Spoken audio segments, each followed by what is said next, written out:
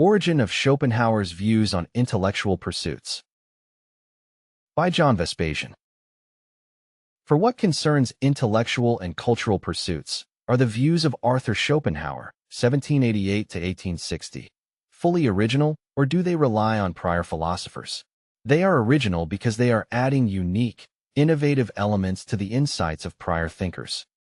If we want to find philosophers that somewhat anticipate Schopenhauer in this respect, we need to go back 22 centuries. I am referring to ancient Stoic philosophers such as Zeno of Citium, 334 to 262 BC.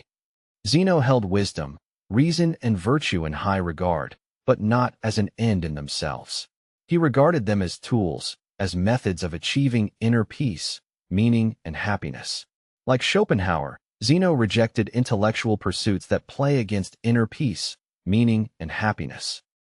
He strongly advised people to refrain from unworkable desires and goals. Schopenhauer and detrimental intellectual pursuits. The choice of the right intellectual pursuits, argued Zeno, is essential for achieving happiness. Which pursuits are right and which are wrong? Zeno favored intellectual pursuits that raise self-awareness and wisdom, especially in the ethics field, that is, in the field of decision-making. To the ancient Stoic arguments, Schopenhauer added two entirely new insights, namely, the acknowledgement that the will, nature, is chaotic and that it's irrational. Neither Zeno nor any other ancient Stoic had made these remarks. In his book, The World as Will and Representation, 1818, Schopenhauer underlined that nature, for which he employed the term the will or life force, is chaotic, unpredictable, and wild. It pushes in a certain direction, but its influence creates a wide array of unexpected problems. Schopenhauer also underlined that nature is irrational due to its inability to weigh off risks, costs, and consequences. Nature prompts people to secure their own survival and reproduction and seek short-term pleasure, but remains oblivious to long-term effects.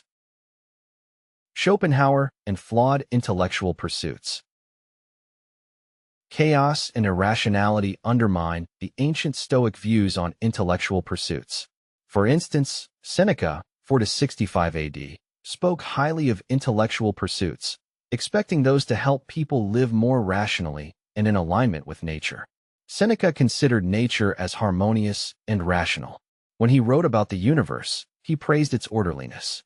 He was blind to the severe flaws in his arguments. In contrast, Schopenhauer perceived those flaws right away.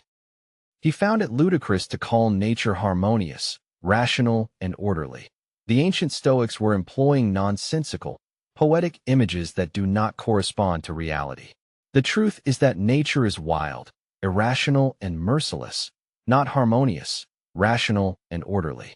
That's precisely why we need to rate intellectual pursuits carefully.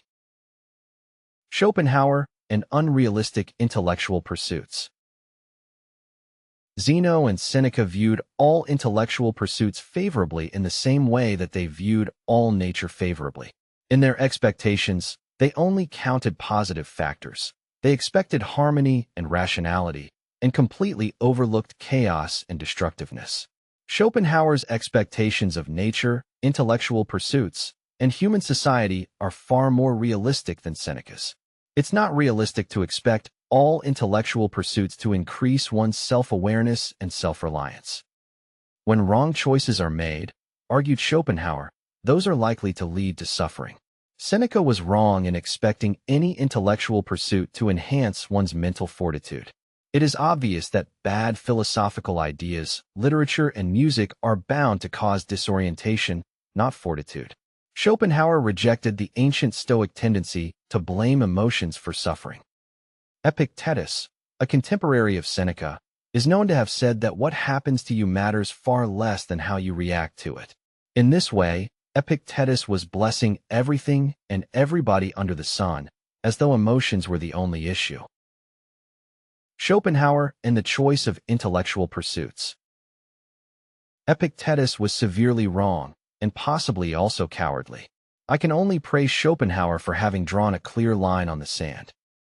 The truth is that what happens to you matters at least as much as how you react to it. Your choice of intellectual pursuits is not a trivial matter to be nonchalantly made. as Zeno, Seneca, and Epictetus imply. It's ridiculous to regard hardship positively, as Epictetus had done, arguing that endurance and struggle bring us glory. Let's reject those defeatist statements determinately. Schopenhauer was right in promoting self-awareness, self-reliance, prudence, and foresight. He was right in encouraging people to make choices that prevent hardship. Epictetus was dead wrong. There is no glory in unnecessary suffering.